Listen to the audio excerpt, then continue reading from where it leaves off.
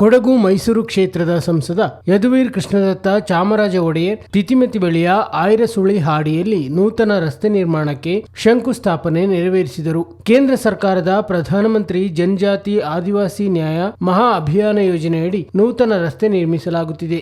ಕ್ಷೇತ್ರದ ಅಭಿವೃದ್ಧಿಗಾಗಿ, ಅದರಲ್ಲೂ ವಿಶೇಷವಾಗಿ ಹಾಡಿ ಮತ್ತು ಕಾಲೋನಿಗಳ ಮೂಲಸೌಕರ್ಯ ಅಭಿವೃದ್ಧಿಗಾಗಿ ಕೇಂದ್ರವು ನಿರಂತರ ಕಾರ್ಯಕ್ರಮಗಳನ್ನು ಹಮ್ಮಿಕೊಳ್ಳುತ್ತಿದೆ ಎಂದು ಸಂಸದರು ಹೇಳಿದರು. ಈ ಯೋಜನೆಯ ಒಟ್ಟು ವೆಚ್ಚದಲ್ಲಿ ಕೇಂದ್ರವು ಶೇಕಡಾ 60ರಷ್ಟನ್ನು ಮತ್ತು ರಾಜ್ಯ ಸರ್ಕಾರವು ಶೇಕಡಾ 40ರಷ್ಟನ್ನು ನೀಡಲಿದೆ. ಪೊನ್ನಂಪೇಟೆ ಮತ್ತು ವಿರಾಜಪೇಟೆ ತಾಲೂಕಿನ ಅನೇಕ ಆದಿವಾಸಿ ಹಾಡಿಗಳಲ್ಲಿ ರಸ್ತೆಗಳ ಅಭಿವೃದ್ಧಿ ಮಾಡಲಾಗುತ್ತಿದೆ ಎಂದು ಯದುವೀರ್ ಹೇಳಿದರು. ಸಂವಿಧಾನದ ಚೌಕಟ್ಟಿನಲ್ಲೇ ಎಲ್ಲರಿಗೂ ಸಹ ಮೂಲಭೂತ ಹಕ್ಕುಗಳಿದ್ದಾವೆ.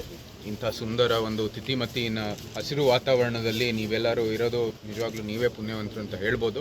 ಆದರೂ ಸಹ ಇಂಥ ಸುಂದರವಾದ ವಾತಾವರಣದಲ್ಲೂ ಕೂಡ ನಿಮಗೆ ಮೂಲಭೂತ ಸೌಕರ್ಯಗಳು ಬೇಕಾಗಿದೆ ಮತ್ತು ಸೌಲಭ್ಯಗಳು ಬೇಕಾಗಿದೆ.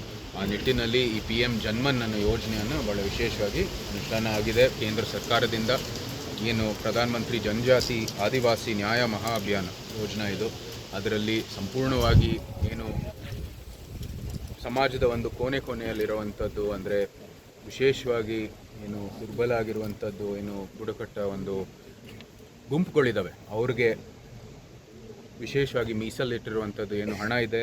ಅನೇಕ ಬೇರೆ ಬೇರೆ ಯೋಜನೆಯಲ್ಲಿ ಈ ಒಂದು ಗುಂಪಿಗೆ, ಈ ಒಂದು ಸಮುದಾಯಕ್ಕೆ ಒಂದಷ್ಟು ಹಣ ಮೀಸಲಿಟ್ಟಿದ್ದಾರೆ. ಅದರಲ್ಲಿ PMGSY ಮೂಲಕ, ಅಂದರೆ ಗ್ರಾಮೀಣ ಸಡಕ್ ಯೋಜನೆಯಲ್ಲಿ ನಿಮಗೆ ಸಂಪರ್ಕ ರಸ್ತೆ ಮಾಡಿಕೊಡುವಂಥ ದೃಷ್ಟಿಯಲ್ಲಿ ಈ ಒಂದು ಜನ್ಮನ್ನು GSY ಜೊತೆಗೆ ಸೇರಿಸಿದೆ.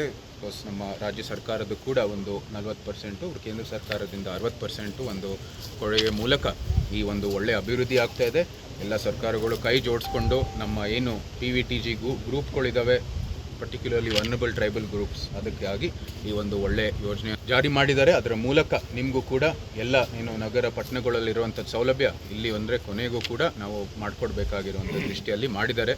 ಅದಕ್ಕಾಗಿ ನಾವು ನಮ್ಮ ಪ್ರಧಾನಮಂತ್ರಿಯವರು ಮತ್ತು ಇಲ್ಲಿ ಏನು ರಾಜ್ಯ ಸರ್ಕಾರನೂ ಕೂಡ ಅವರು ಕೊಡುಗೆ ಕೊಟ್ಟಿರುವಂಥದ್ದು, ಎಲ್ಲರಿಗೂ ಕೂಡ ನಿಮ್ಮ ಪರವಾಗಿ ಕೃತಜ್ಞತೆಗಳನ್ನು ಸಲ್ಲಿಸುತ್ತೇನೆ. ಏನು ನಾವು ಆನಂದ ಮಾಡುವಂಥದ್ದು ಏನು ನಗರದಲ್ಲಿ ಪಟ್ಟಣದಲ್ಲಿ ಮೂಲಭೂತ ಹಕ್ಕುಗಳಿರ್ಬೋದು, ಮೂಲಭೂತ ಸೌಕರ್ಯಗಳಿರ್ಬೋದು, ಅದು ನಮ್ಮ ಗ್ರಾಮೀಣ ಪ್ರದೇಶ ನಮ್ಮ ಆದಿಗಳಿಗೂ ಬರಬೇಕು ಅಂತ ನಮ್ಮ ದೃಷ್ಟಿ, ನಮ್ಮ ಆಸೆ. ಅದರ ಜೊತೆಗೆ ಇಲ್ಲಿ ಇರುವಂಥದ್ದು ಪ್ರಕೃತಿ ವಾತಾವರಣ, ಅದನ್ನು ಕೂಡ ನಾವು ಉಳಿಸ್ಬೇಕಾಗಿ ದೃಷ್ಟಿಯಲ್ಲಿ ನಾವು ಮುಂದುವರಿತಾ ಇದ್ದೀವಿ. ಇದು ಒಂದು ಅದ್ಭುತವಾದ ಕೆಲಸ. ಅದಕ್ಕಾಗಿ ನೀವು ಕೂಡ ಕೈ ಜೋಡಿಸ್ಬೇಕಾಗಿದೆ. ಪ್ರಧಾನಮಂತ್ರಿಯವರ ದೃಷ್ಟಿ ಈ ವಿಕಸಿತ ಭಾರತ, ಸಂಪೂರ್ಣ ಸಮಗ್ರ ಅಭಿವೃದ್ಧಿ ಭಾರತದದ್ದು.